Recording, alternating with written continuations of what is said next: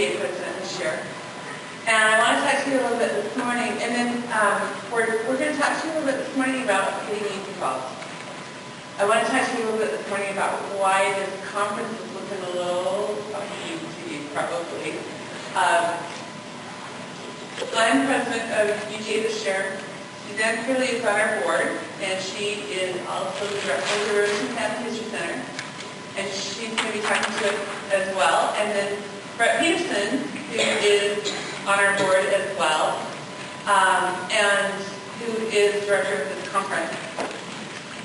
We're going to talk to you a little bit this morning about why we did what we did with this conference, why it looks a little different to you, and why we're talking about these things in UGA and what we're doing here, and also some of the successes that we're seeing in other places and how we're trying to move UGA in that direction. To start with, let me tell you that we're seeing record numbers of youth at the Family History Library this year, this summer. We have several librarians, Family History Library, from the Family History Library on our board as well.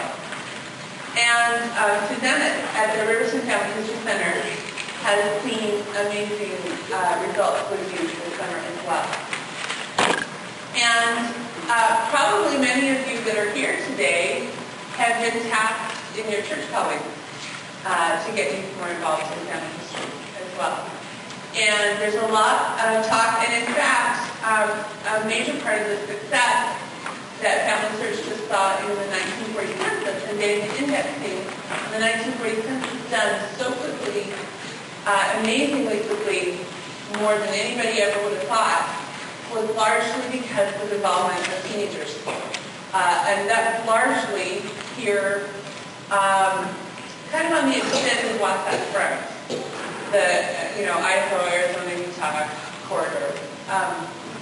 And we're seeing a lot of youth and children involved in family history.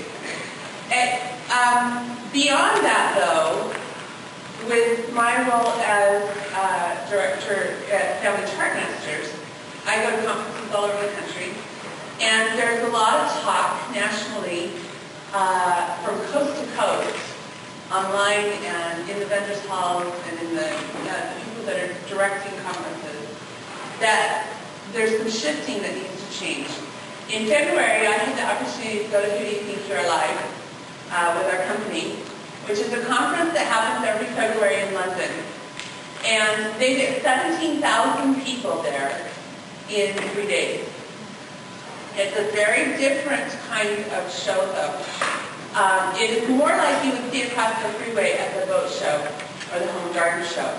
It is a very large vendors hall. They only do 4 lectures in the corners of the vendors hall during the 3 days that they're there. They do 4 lectures at a time.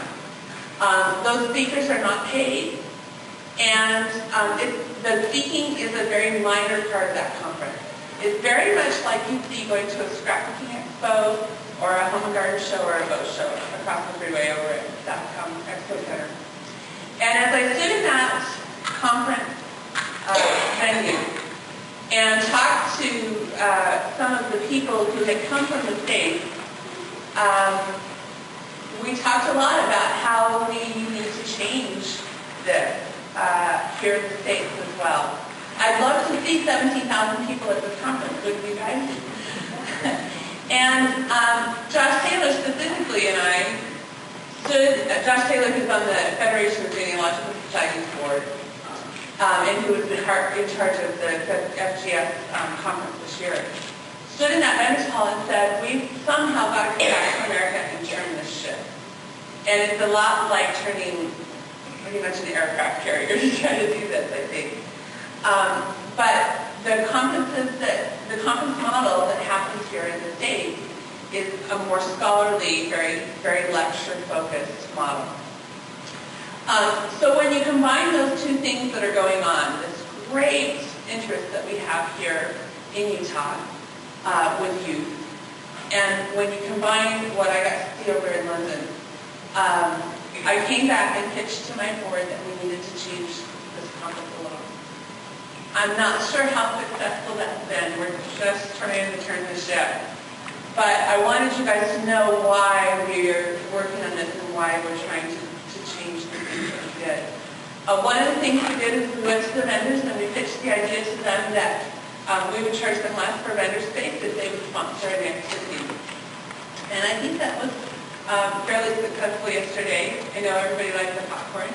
But I hope you go over and get your photo picture taken. The vendors and participate in some of the games and things that are going on. The vendors were happy to do that, and they put some effort into that. And we're trying to liven it up. I actually came back and in June, took our pedigree chart game to the genealogy conference in Southern California. And it livened up that conference for the adults, whether the children and the youth were there or not.